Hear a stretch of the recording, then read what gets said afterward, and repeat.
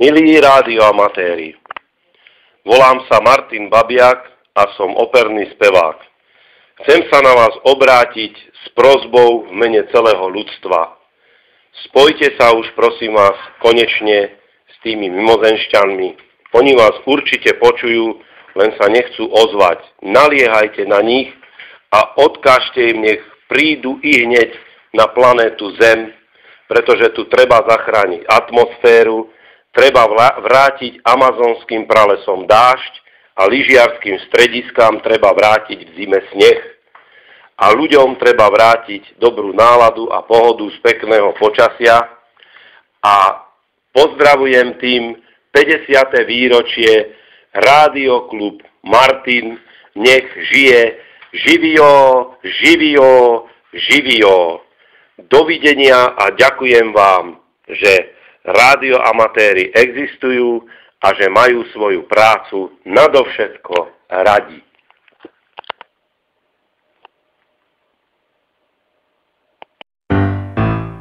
Od mala som typ technický, lietadlá stavať som chcel, ale ja človek skromný, som rádioamatér.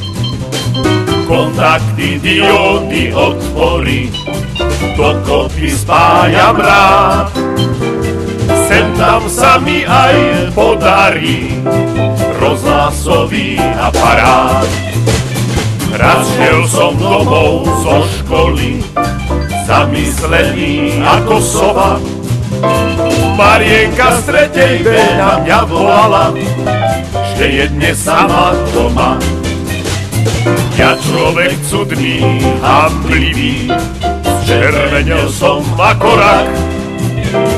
Zašla mi rukami do hriby a to už bol skutočne skrat. Zhoreli mi obvody, keď husu dala mi jednému, a keď sa v kúpeľni prezliekala, mal som už zdvihnutú anténu. Rozvilo vysoké napätie, keď vyšla župane z kúpeľne, sadla si vedľa mňa na posteľ, začalo sa vysielanie.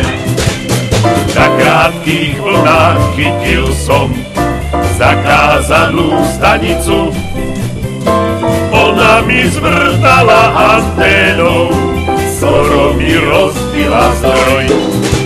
Dva veľké reproduktory, jeden krajší ako druhý, tak som ich zblízka počúval, až som mal na lícach kruhy.